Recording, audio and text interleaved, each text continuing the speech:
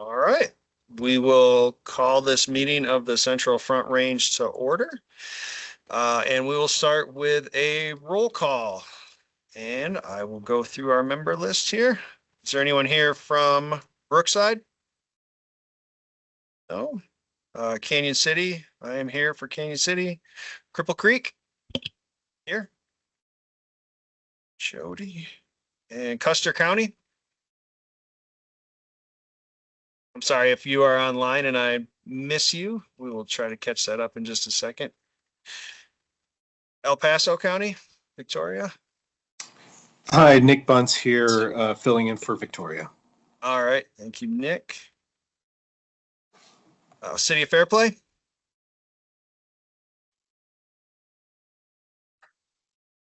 City of Florence. Yes, Steve Wolf here for Lori Cobbler. Steve, thank you. Fremont County. Yes, sir. Wayne. Park County. Park County. Rama. Silver Cliff. Teller County. Eric. Present. I'm present.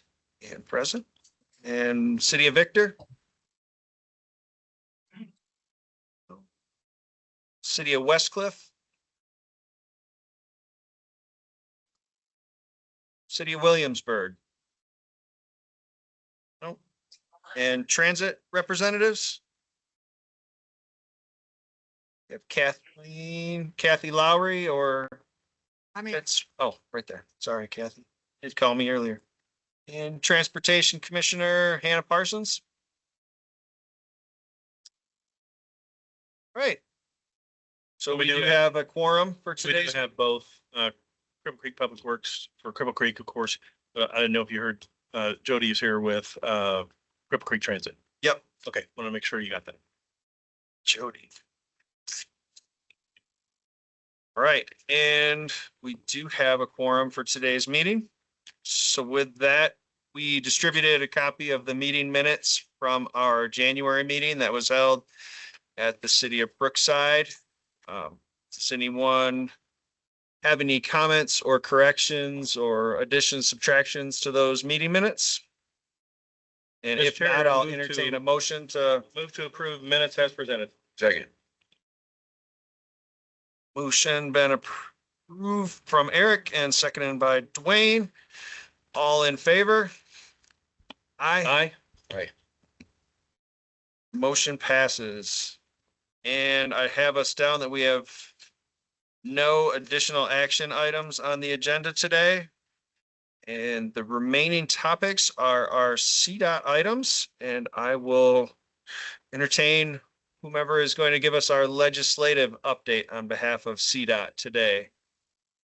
And if I may, Leo, before we get to that, I've got a lot of people online and also some people in the room. Can we do some quick introductions? Oh, Make certainly. sure we know who all is here. Certainly. I'm Leo Evans, Public Works Director for the City of Canyon City and the Chairman of the CFR. I'll go around clockwise for me. Jody Robinson, City of Cripple Creek Transportation Director. Eve Mister, Public Works, City of Cripple Creek. Kathy Lowry, Executive Director, Teller Senior Coalition. Jeff Guthrie, CDOT Region 2 Planner. Rob Fry, CDOT Region Planning Environmental Manager. And Eric Stone, Teller County Commissioner. Dwayne McFall, Fremont County Commissioner. Dave Paul, Upper Arkansas Area Council of Governments Executive Director. Good morning, everyone. Lindsay Hawkes, CDOT Region 2 Planning. Good morning, Scott Skinner, Transit Liaison, Region 2. Josh Squires, Transportation Planner, PPACG. Good morning, Pepper Whitliff, CDOT Traffic. Patty Henshin, CDOT Construction. John Sanders, Master Planning Chief for Carson.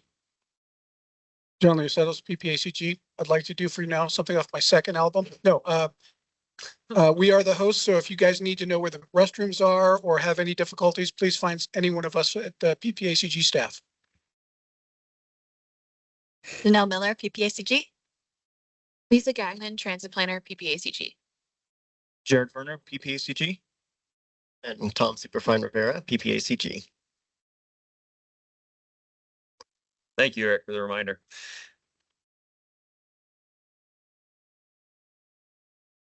Yeah, absolutely. I can call off as I see on here and then give yourself a quick introduction. I have Andy with CDOT. Yes, I'm a design RE in Region 2. Ashley Fox. Hello. Ashley, are you with the City of Florence? Yes, I am. Yep. And Becky Frank.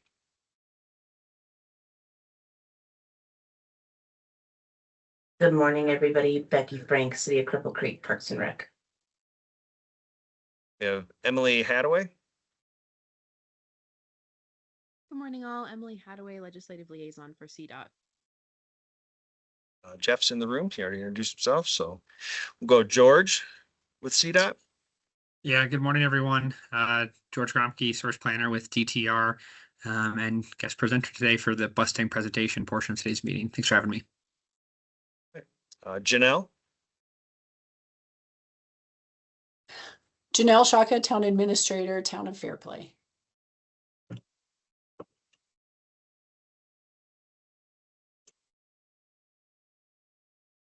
Jared Berner. Oh, already in. Kathleen already in, right? Oh, that's Kathleen from the Golden Age Center. Sorry.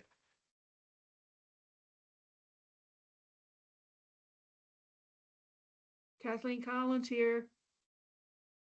CDOT statewide and regional planning and planning liaison for the Central Front Range TPR.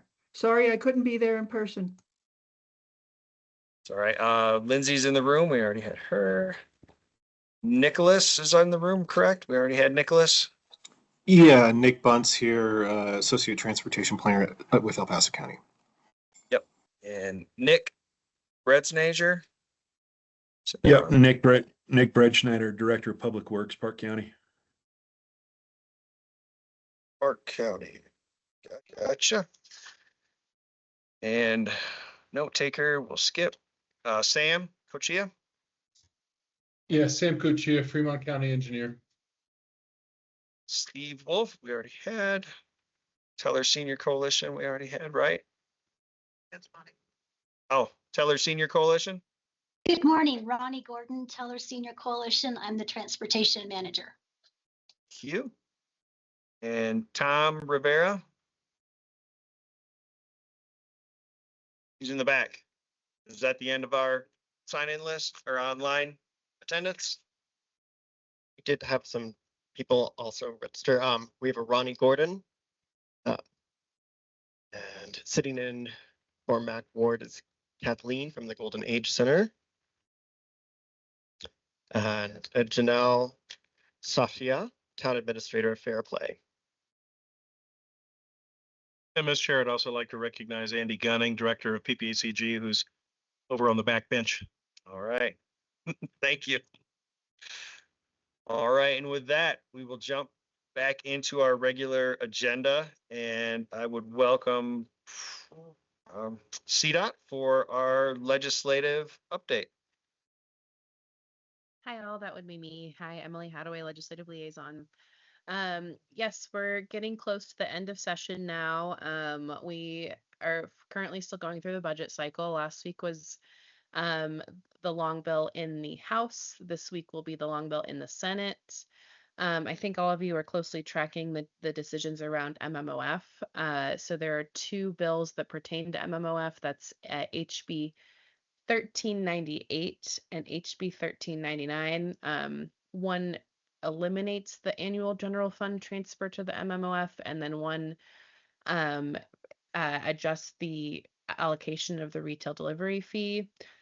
The result of last week was that an amendment was added on the House floor to HB 1399, the bill that eliminates the general fund transfer, to limit that for only 1 year and give the opportunity for the JBC to revisit that next year and determine if they want to continue, making that transfer. So that gives a chance for CDOT and for our local partners to continue making the case in future years rather than straight eliminating it. So I think that is a good development that was added, hoping that will stay on in the Senate as well. I also think that there'll likely be a push from local partners to limit the retail delivery fee reallocation to only be 1 year as well to match, which I think makes sense as well. So that's likely something that will come about in the Senate. But that's something that we'll be monitoring closely this week and continue to engage on as needed. Other than that, there's a lot of bills we're tracking. A few of the bills that we were supporting have passed in recent weeks. One is reporting after fatal car crash, transportation safety modifications, and another one that pertains to criminal offenses related to infrastructure metal thefts. So those three have all passed. One of our agency bills, CDOT statutory cleanups, is still awaiting a hearing in the Senate because we've working on some additional amendments to add to that. So that should get scheduled soon. And we're also closely monitoring the several different speed camera bills that are out there. There's one that would enable municipalities to locate speed cameras on the interstate. And then there's another one that was introduced recently that has just kind of general efficiency and accountability type cleanups to the Avis statute in general. So we're also engaging on that one. The only bill on our amend list right now is pertains to commercial motor vehicles that are so autonomous CMVs. We have a proposed change to that bill to ideally not have it go to the ballot and create a proactive regulatory structure around autonomous CMVs. So we're engaging on that one. That will likely start to move now that the House is wrapping up the budget. But we'll see what else comes our way. But that's kind of the gist of what I'm tracking this week. There's lots of other bills, though, so happy to answer any questions or clarify anything I might have just spoke to. Emily, I had a question, and then I see Commissioner Stone as well. Is there a sense if the House Bill 1399 passes, will there be any impact on existing MMOF funded projects, or would that all be for future projects? I think it's too soon to tell yet. I think it'll probably be a similar reconciliation process to what we did last year, but now that the bill's limited to only 1 year, it probably won't be as significant.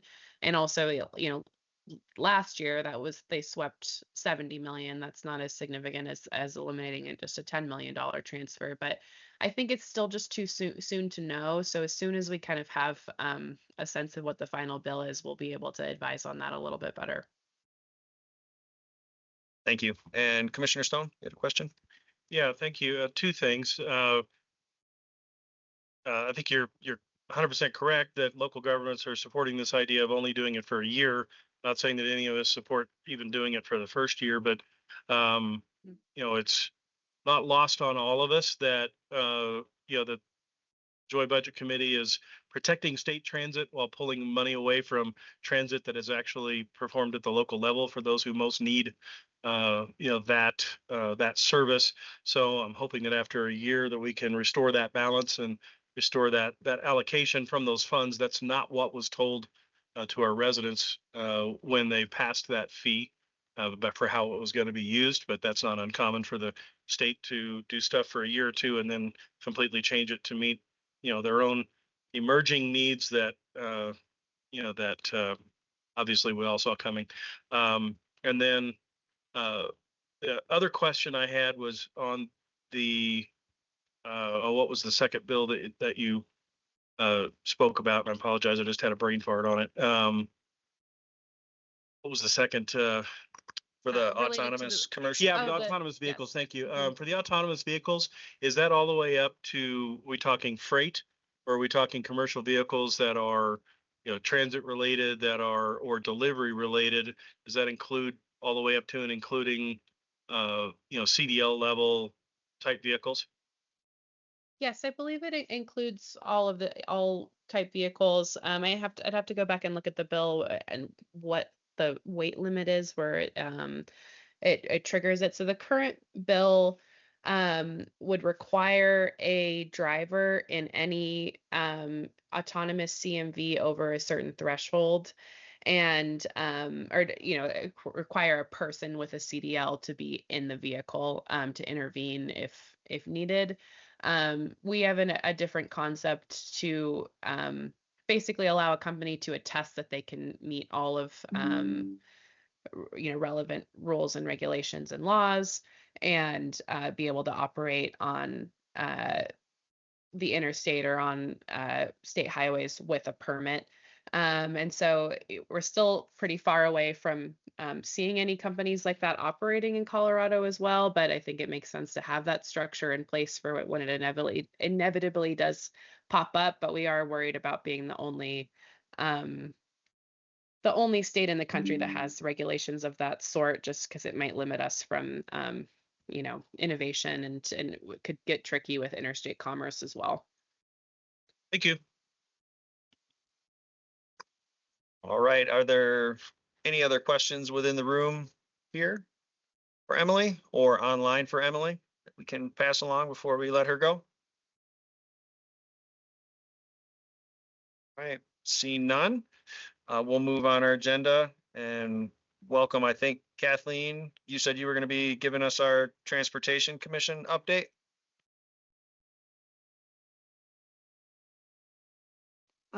Sure, I can do that. Basically, the update is that the 10-year plan is going to be a workshop with the Transportation Commission in April, and then the approval will occur most likely in May if everything goes well. So that's what's going on. The other good news was that Pueblo area Council of Governments got their greenhouse gas report approved or agreed to, or accepted is the term, by the Transportation Commission, as well as Pikes Peak getting theirs done. That's more closer related to your area. And then the state plan for greenhouse gas was also accepted by the Transportation Commission. And so that's what's going on. We're just waiting on the 10-year plan to be approved. In May is now the target date. And that's basically what I have for the Transportation Commission update right now. Thank you, Kathleen. I had my Transportation Commission notes as I've been at the last 3 meetings, and I forgot them on my desk, so I don't have those to share. I will certainly have they provide like a 2-page version of the notes that I'll distribute to the committee. Make sure that you all get those going forward so you can all see everything that happens on those in the future. Thank you. With that, our next item on our agenda is a CDOT planning update. Rob, maybe you were going to cover that for us. Well, I think Kathleen covered most of it with the TC update of the 10-year plan, but I will add one other thing from the TC. Last month, there's some discussion on the fire mitigation with the drought that's coming up. I believe they're looking at approving the funding of $10 million statewide to do some advanced fire mitigation. So in this area, it's going to primarily focus on US 24, a little bit on 9 as well, and then even out east along 94.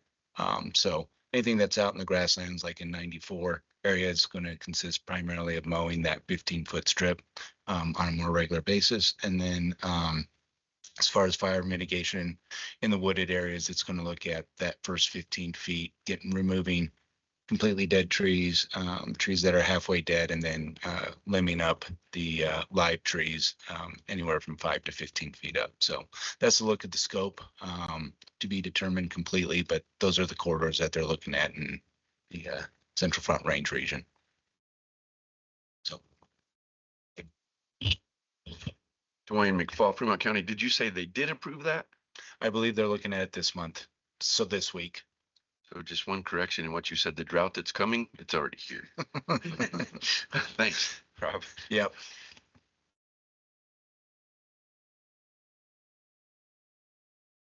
All right. I don't know that we have anything else from CDOT in terms of a headquarters update or any other statewide issues, but if we do, I'll certainly entertain some time to discuss those right now.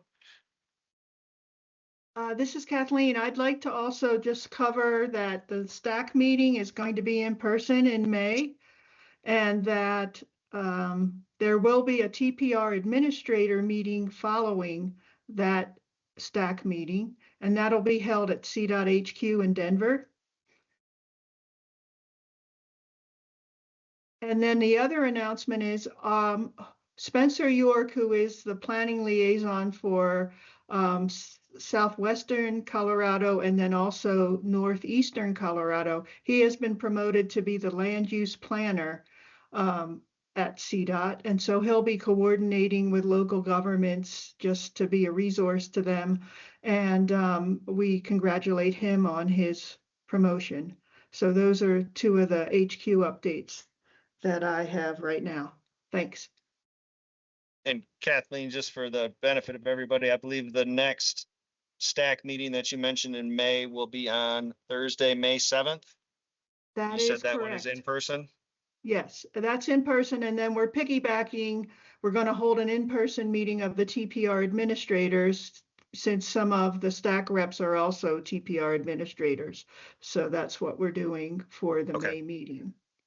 Would you be able to forward the appointment for that TPR administrator meeting so we can get that passed around to the people that need it? Absolutely. We have a save the date right now, but we'll get out a more formal invitation out soon, along with an agenda and meeting materials. Thank you. All right, and I see Ms. Patty Henshin has taken the stage. You're going to give us our CDOT project update. That's right. I'm filling in for John Hall, who's out on vacation. So our current active projects that have started, US 24 east of Peyton through Calhan. This is a resurfacing and passing lane project. CO 69 Hillside to Texas Creek resurfacing. This has also some minor structure rehab. CO 115 Penrose concrete pavement preventive maintenance. These is concrete near Florence. CO 67 Woodland Park reconstruction north of US 24. This is a project that connections and then resurfacing in that stretch. The US 50 culvert lining work in Canyon City is completed. However, we are addressing some the CDPHE reported discharge. We're still in the parking with the landowners and the contractor. And then there's traffic sign replacement work on CO9, US 24, and US 285. These are ongoing summer or recent.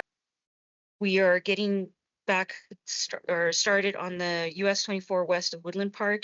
This is from Divide to Florissant. It's resurfacing, leading the driveways and rumble strips, centerline rumble strips. That shouldn't be more than a couple weeks worth of work. And then other projects of interest, including in design or nearing advertisement.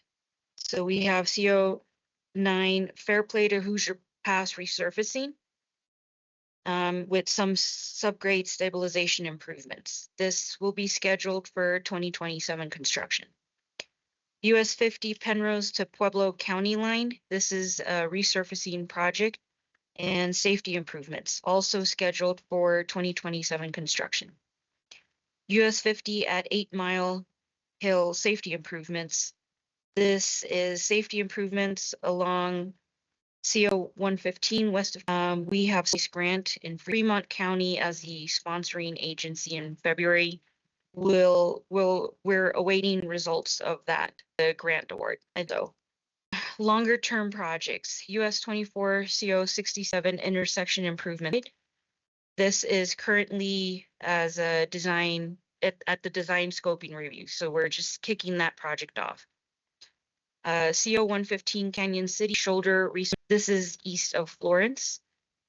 CO 67 and seeping resurfacing projects to be linked with the project through Florence. And that's all I have for now.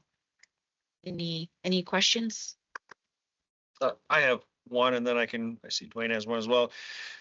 You mentioned you would expect to hear soon for the US 50 8 Mile Hill project. If that's successful, do you have a date in mind when construction would potentially begin on that? So I'm not sure where they are with the design, like what level they're at with the design, but I know that once we get the grant going, it's an accelerated schedule.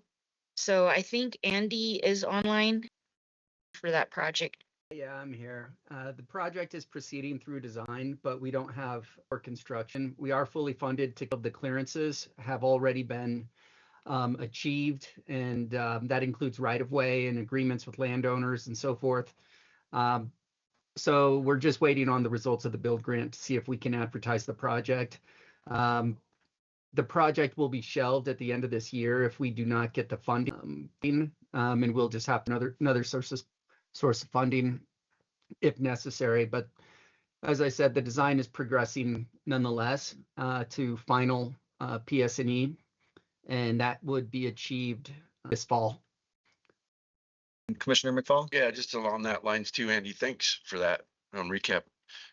Just so everybody knows, we did have a meeting with those that decide whether that grant comes to you or not.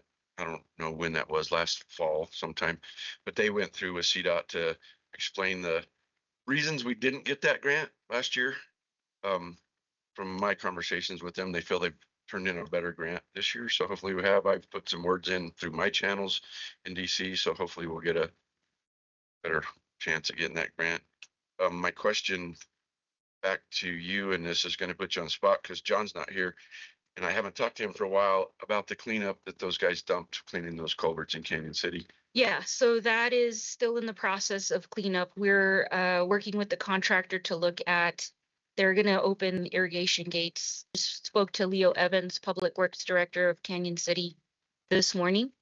And we're going to work with the contractor to see what, we've received test results of the samples of water that were taken along that area, where our environmental team is going through those results, but still it's a slow process just because we were waiting on that. But we're still working on it. Okay, thanks. Yep. Any other questions? I got a couple. Commissioner Stone, go ahead. Yeah, thank you, Mr. Chair. Two questions, and one of them's not specifically Teller, but since people flow through us too there on the Highway 9 project on the resurfacing, what are the anticipated impacts to traffic management going through there, in that it's obviously 2-lane and High Mountain Pass?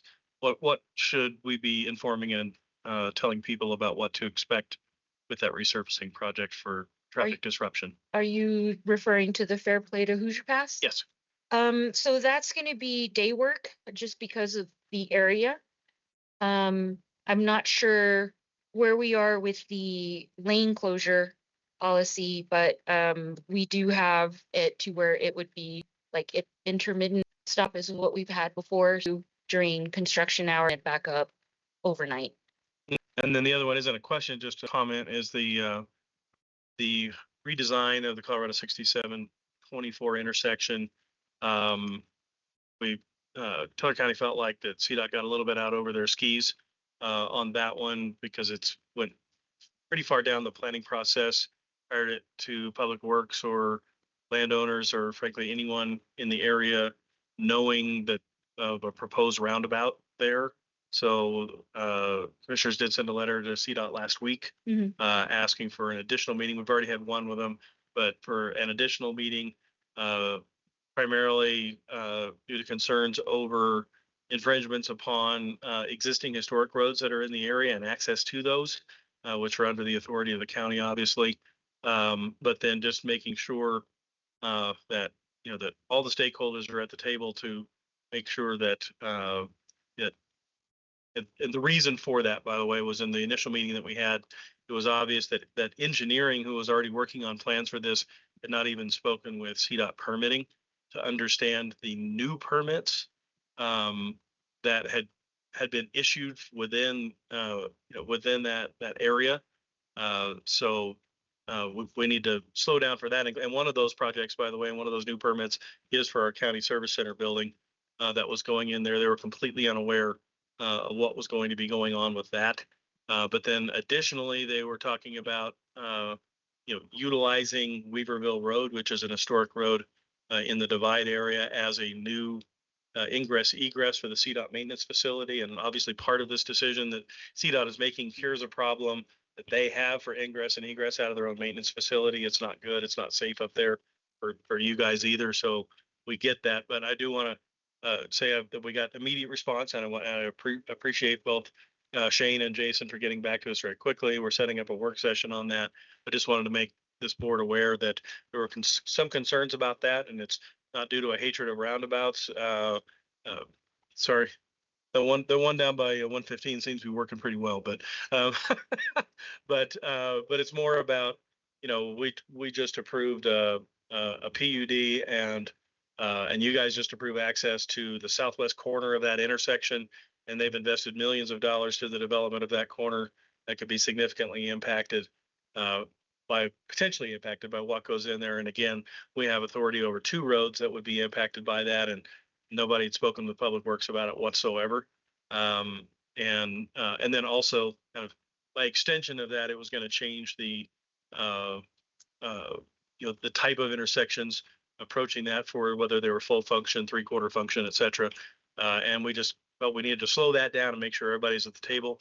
We did get a great response, from CDOT, of a willingness to sit down and talk about that, and appreciate that. So just wanted to make this board aware that we do have some issues there. And it's also important because it serves as a hub, is where Teller Senior Coalition comes in and out with all of their transit vehicles as well. So it's a critical hub for us in the center of our county. So we just wanted to pump the brakes a little, make sure everybody is in the room as we look at this, and that includes private landowners as well as all of our NGOs and the county as well. So thank you for that. We're already working on it, but I just wanted to make the board aware. Yep, and then just to take that on, I've written notes for the project manager and resident engineer for that project. Yeah, we're in stages for it, line scoping review, and these are the exact things that we need to have in those meetings. Yep. Yep. Great, All right. thank you. Thank you. All right. Are there any additional questions here in the room for CDOT regarding their projects? Anything online? Seeing none. Thank you, Patty. All right. CDOT local agency project updates. Lachelle is not here. Or is she online? Oh, okay. Lachelle, I'm I online. will turn the floor to you. Yeah. Thank you. Just going down the list here, got an off-system bridge rehab that's going to be combined with another one for Canyon City, and those are being designed in-house. We have a Park County trail design, working towards FOR plans on that one. Custer County sidewalk improvements, we're reviewing the bid documents for that one, so that one can go to advertisement here shortly. Cripple Creek, same thing. That one's going to add after we review the bid documents. Canyon City 3rd Street connector, we're just waiting on an option letter or estimate, and then we can get an option letter for design on that one. Canyon City 1st Street to Arkansas River, Canyon City is designing in-house. Rockvale Bridge, the town is going to return that funding. We're just waiting for their official letter to return that off-system bridge funding for a little bridge in town there. Park County Roadways is done. We're just closing out that project. Canyon City Central Avenue and Orchard Avenue. Canyon City is just going to be design. I don't know if you guys are designing that in-house or if we'll just have to wait and see on that one, or if we're using grant funding. And same with the 15th Street sidewalk upgrades. We're working on the draft IGA for that one. Fremont County was awarded an off-system bridge award recently for, including local match, it's for rehab, and that's 795,000. And that's all I have. These are the projects that a lot of these projects have MMO funding, so it's important that these keep moving because of things that are happening with the MMO that we discussed earlier. But it's important to keep these moving and spend them while we have the money. And that's all I have. If anybody has any questions. All right, thank you, Lachelle. Are there any questions or comments here in the room? Lachelle, anything online?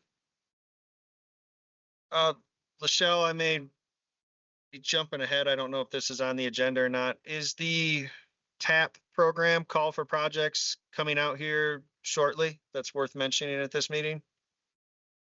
Yeah, and I might let Jeff answer this one. He probably knows a little bit more about that than I do. I was just gonna say I got this. Thanks, Lachelle. So we still don't have a firm set of dates to give you. The only thing that we, as in CDOT, we know from our headquarters program managers, look for an October, November, December timeframe as far as a 90-ish day window for the applications. And then honestly, as soon as we find out firm set dates from our headquarters, I promise that we will pass them along to you guys. And TAP, for everybody else in the room, is Transportation Alternatives Program. It's a federal funding program. It's 80% federal and 20% local match, just to give everybody the heads up. And Transportation Alternatives is generally bike and pedestrian, but can also include transit. And if you have any questions, do not hesitate to reach out to me, and I have cards here. I can give you some guidelines from that program. Thank you, Jeff.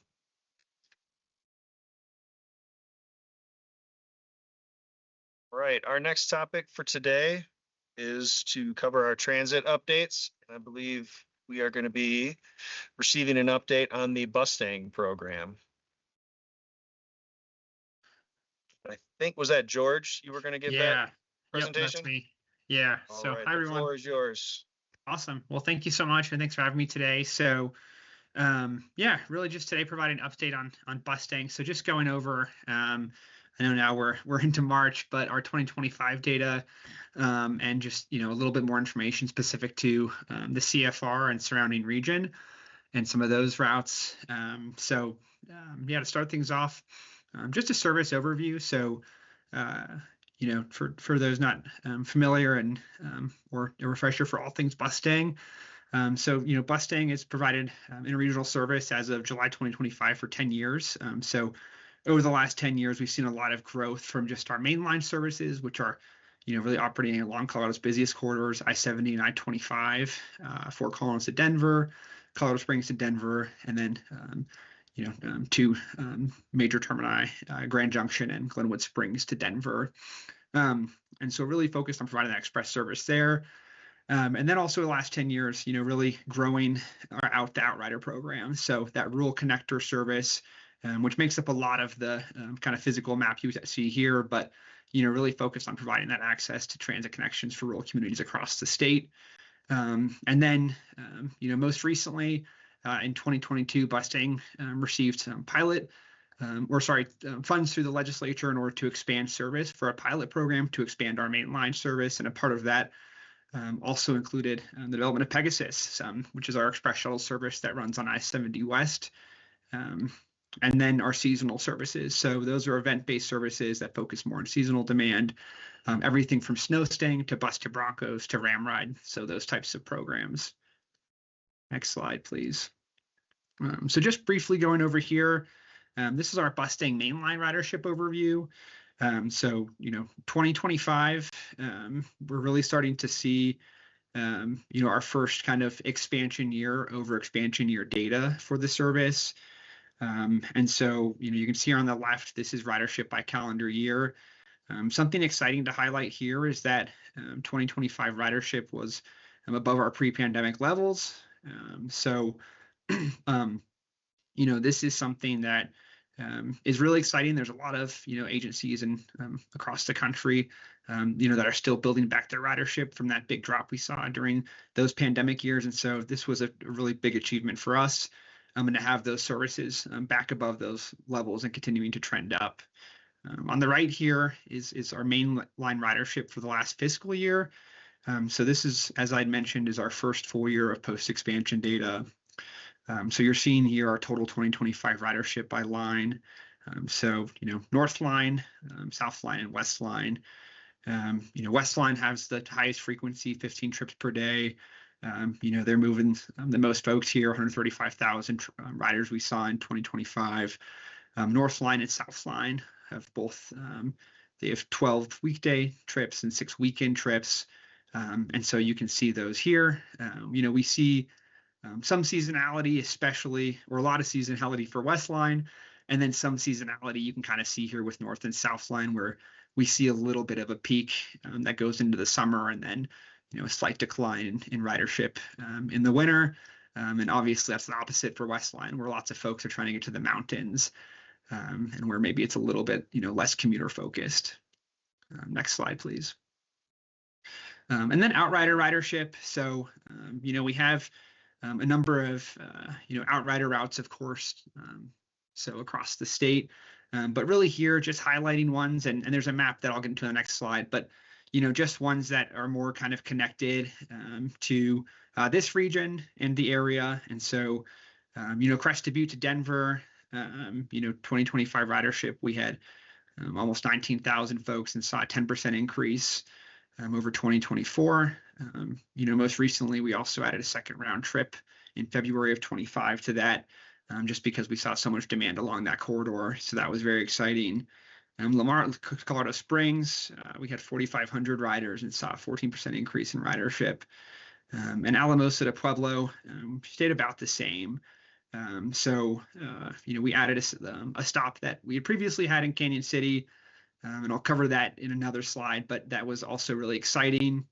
And then Outrider total, obviously these numbers don't match here. That's our total for all services. So we saw, about 48,000 folks or riders in 2025, and that was a 9% increase over 2024. So really exciting there. We're not seeing, maybe the large kind of increases with that expanded service on the main lines, but we are seeing really healthy ridership growth for our Outrider services, which is great to hear from 2024 to 2025.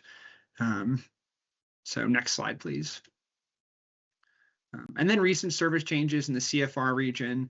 I wish my GIS skills were better here to get out to take out the Pikes Peak area for the CFR here. So you can see that, but that's included here. And I guess we are with our folks over at PPACG. So this is definitely important for them too.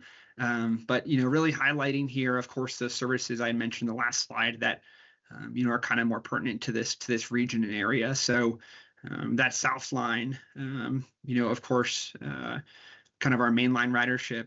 One thing that I don't have here that is exciting that this happened this last year as well is the Broncos, of course, made a pretty good playoff run, and both our Bustang to Broncos, Colorado Springs to the stadium in Denver, and our North, Fort Collins to Denver to the stadium there.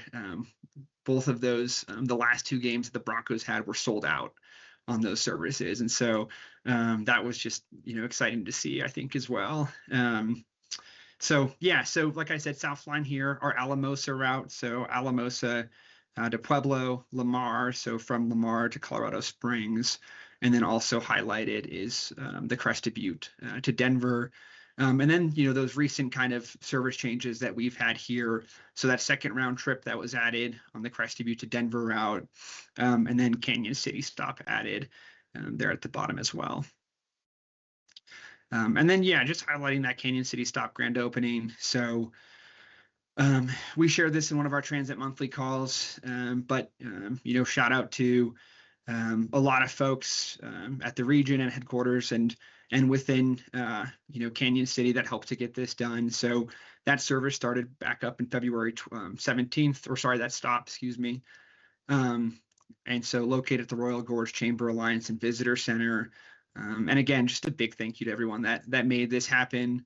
Canyon City is from a population perspective, is definitely one of, the largest, markets along that route. And so it's exciting that we're able to reopen that and be able to connect that community, across that network from Alamosa to Pueblo. So really exciting news there. And thank you everyone. And down here in the picture, cutting that ribbon is Scott Skinner with Region 2. So I think Jeff handed those scissors off to him, but thank you, Scott. It looks like you're doing a good job there with, hopefully you got that cut through. So appreciate your help there.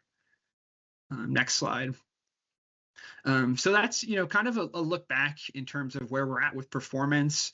We're definitely, some other updates that we have is Busting has developed a service planning team now. So I'm a part of that. I've moved over from general transit planning. So working with Ben very closely, who has long time, managed our mainline system, but, he will be leading the service planning team there, and I'm working under him. So really an opportunity for us to focus more on how this service moves forward with, optimizing our existing services, looking for new opportunities, and just continuing to,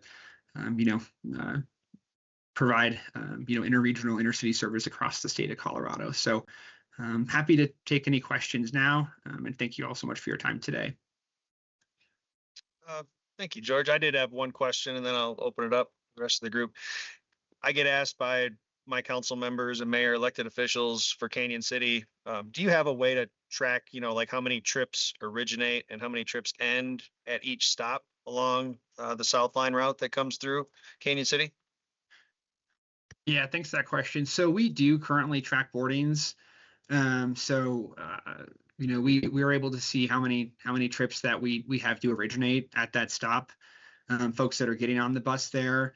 We are working on. We do have some operators we want to get more consistent with that are also tracking folks that are getting off, and so kind of better understanding where folks are ending their trips at. And so, currently our strongest data set, of course, is just where those folks are originating in terms of where they're getting on our bus. But yeah, we definitely want to move towards also having, a chance to track where folks are getting off.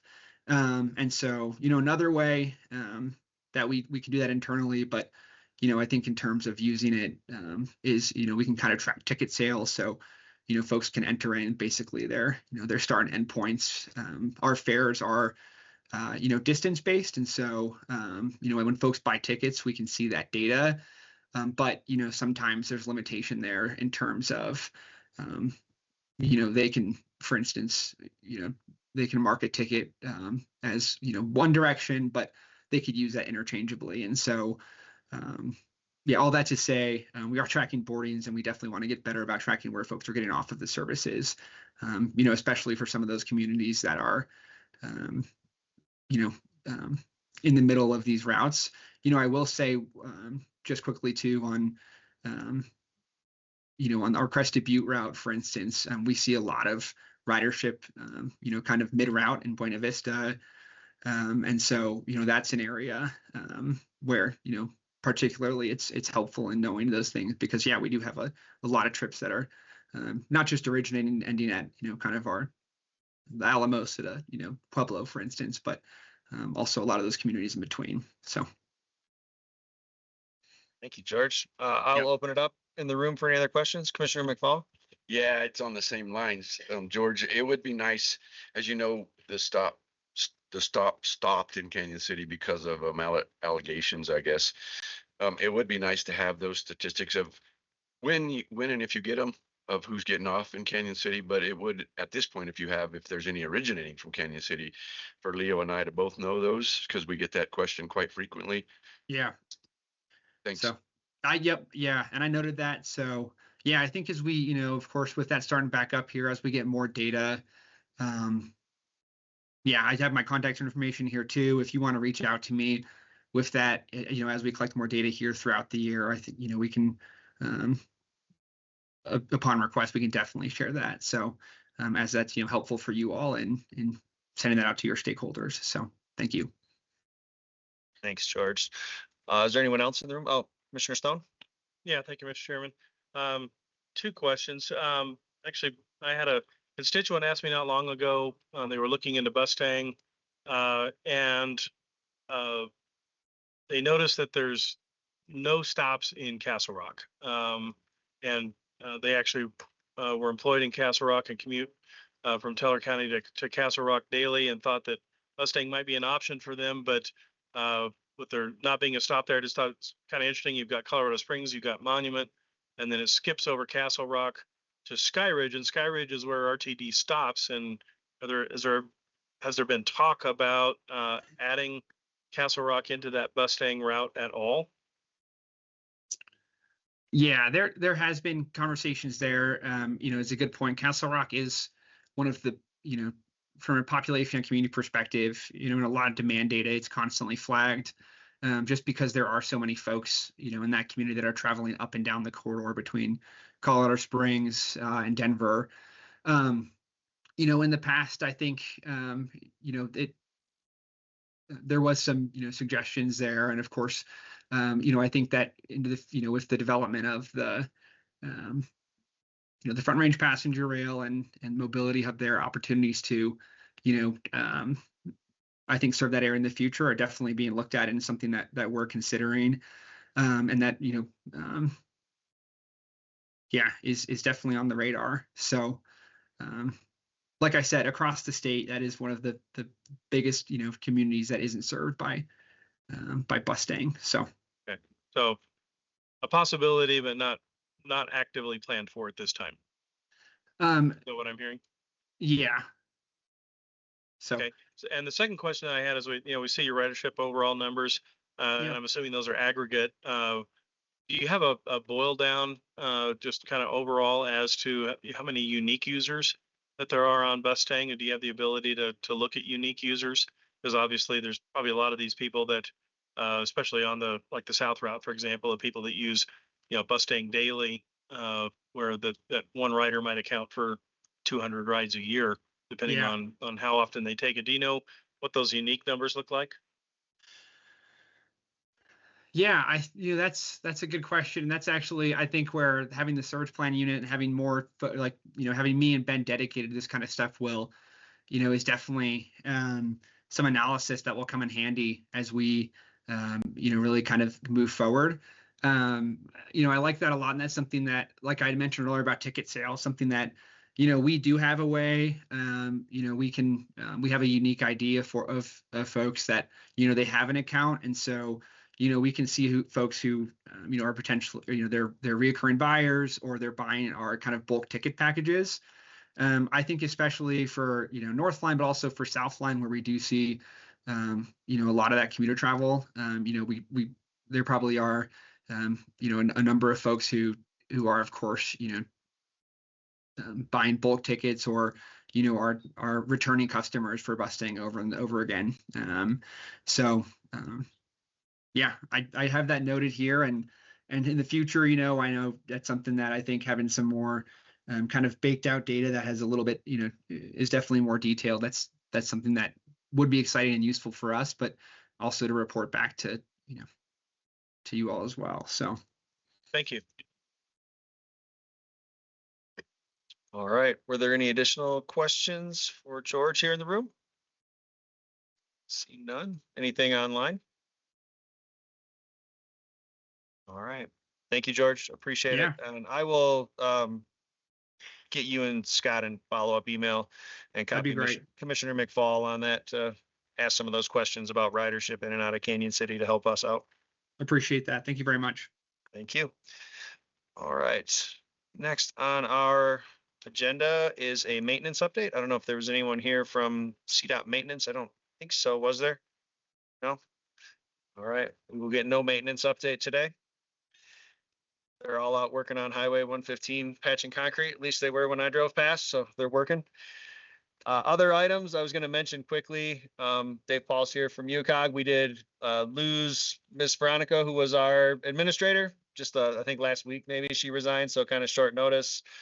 Have Julie filling in today to take minutes, but we'll have a new staff member from UCOG hopefully up in next couple weeks, month to take that back over. Go from there. So we'll have a new face and a new name and get that out to everybody once we do have that person identified. And then I guess I can go go around the room and use this opportunity for any other topics that agencies or members would like to bring up or address at this time before we set our next meeting and adjourn. Is there anyone else in the room that has anything for the good of the group? Commissioner Stone? Thank you very much, Mr. Chair. No, I just, and I know that we're all really focused on it, but I think we need to do even more and as much as possible about educating people along the roadways that everybody's in a fire ban of some level or another. And the more communication that you can do within your own communities, whether that be changeable type signs, anyway, I know in Teller County, we have the local Kiwanis Club bought 10 big banners to put out, letting people know no fires, but that also means stop flicking those cigarettes. They shouldn't do it anyway, but cigarettes out the window. We had a fire on Teller one the other day we suspect was a cigarette out the window. And but we're all just going to have to be really, really, really on guard. So anything that anybody can do anywhere to help spread the word about fire safety, then we need to all do that. So thank you. Yeah, thank you for that. Very timely. Anyone else here in the room? Anyone online? Oh, I'm sorry. Go ahead, Jeff. It's okay. Thanks, Mr. Chair. Just regarding the maintenance updates, if anybody, as always, if anybody has any questions about any maintenance issues within CDOT right away, please do just forward them to myself or Lindsay, and then we can get back to you with the appropriate answer from our maintenance folks. Yeah, and Mr. Chair, I'm sorry, I probably should have added to that also. CDOT's changeable type signs that they have, should have included that as part of that, but I know there's one going into Teller County. There's several of them all over, but I think everybody is in a stage 2 fire ban right now. So I think any help we can get from CDOT to help spread that word would be awesome. Yep.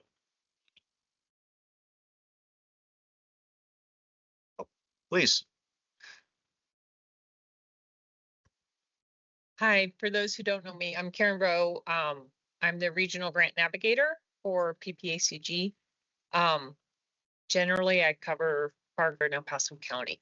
However, PPACG is holding like a grant funding roundtable get together on April 29th from 9 to noon. We're having USDA come, Sally Clark, Todd Leopold from DOLA, Eva Branson from the governor's office. She's kind of the one I report to on federal funding opportunities. We have CDOT coming, so we have coming CDOT funding, as well as some people from CDOT headquarters to talk about how to coordinate if you have opportunities that you want to partner with CDOT on, or if you want to get letters of support. They said that they've updated their process for that. The one thing I wanted to highlight too is right now Safe Streets for All is out for notice of opportunity of funding. Safe Streets for All has been around for 5 years. This is the last of the 5 years under the Infrastructure Invest Come Back. But the previous years, a lot have done the planning grant opportunity in order to get a safety action plan in place. Now they do have a minimum amount that they have to designate for planning. And one of the opportunities you have is to do a supplemental planning request based on your safety action plan. So, the safety action plan can be very broad. And if you want something very specific, like bike routes, possibly, next to highway or thing that, as long as your safety action plan references it, then you can apply for additional planning funds for the Safe Streets for All round. And they said they don't expect a lot of applications, and they do have a minimal amount they have to award for that. But also, if you do have a safety action plan and you have an implementation grant you want to go after, now's your chance. So the implementation grant or a demonstration grant, and the difference between those two is implementation means construction. So because you have a lot of accidents, a demonstration grant is something you can put in place and take out. So maybe you put up some channelizers somewhere to demonstrate whether that helps with some accidents or not. So that's due at the end of May. I think it's May 26th. There have been webinars on the implementation grant, webinars on forget, I think planning, but there's another webinar tomorrow. But the good thing about this grant opportunities that go along with them, there is a 20% match with Safe Streets for All. However, reminder, this is for the whole state right now. You can ask for consultant support through DOLA, IIJA grant writing. You have to submit it, they have to review it, they have to approve it. So now's the time to get a request in if you want a consultant to help write your grant for you, if your community cannot afford it or doesn't have the resources. And then also just a reminder, there's the local map assistance. So that is still in place and it is eligible under Safe Streets for All, which is under the IIJA program. So last year for this, I'm the PPACG Regional Grant Navigator. I'm in place until September, so I can help coordinate some grant opportunities, and I'm going to try to put my foot forward on writing some of these Safe Streets for All grants, but generally I generally don't write the grants. Anyway, with that, I'll see if you have it. Is your grant roundtable going to be open for any communities within the CFR if we pass that along? Do you have room available for us? Yes. Would you be able to forward an information flyer packet that we can circulate to everyone in the group here? Yeah, That'd be we're just working on the flyer now, but we've sent out emails to other communities and had RSVP. It's in person here, but there is a hybrid option also. Excellent. So it's April 29th from 9 to 8. So with that, Commissioner McFall, do you have a question?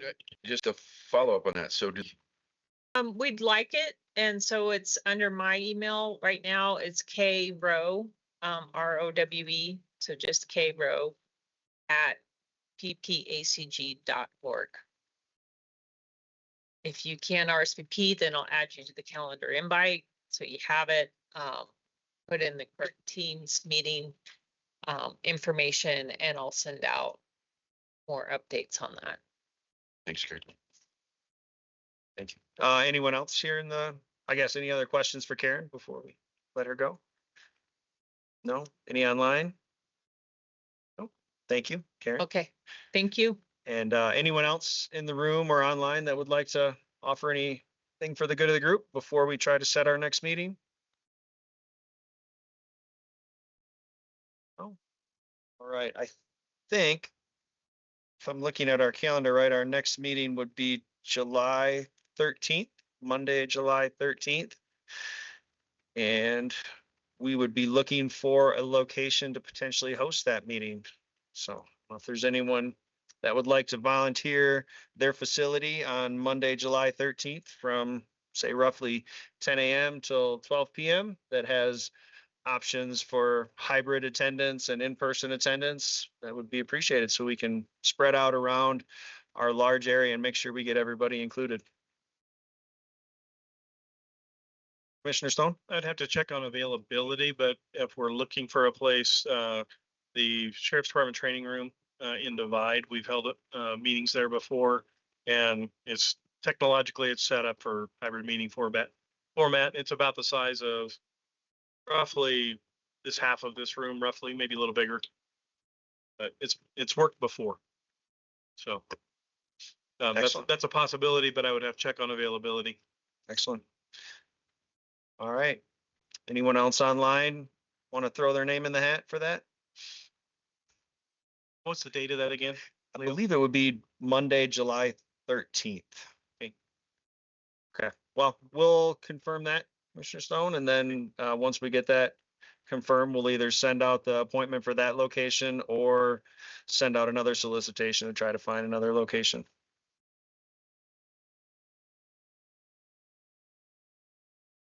All right, and I think that is our last item. So I will adjourn this meeting at 11 a.m. Thank you all for attending. Thank you all online. Appreciate you being here.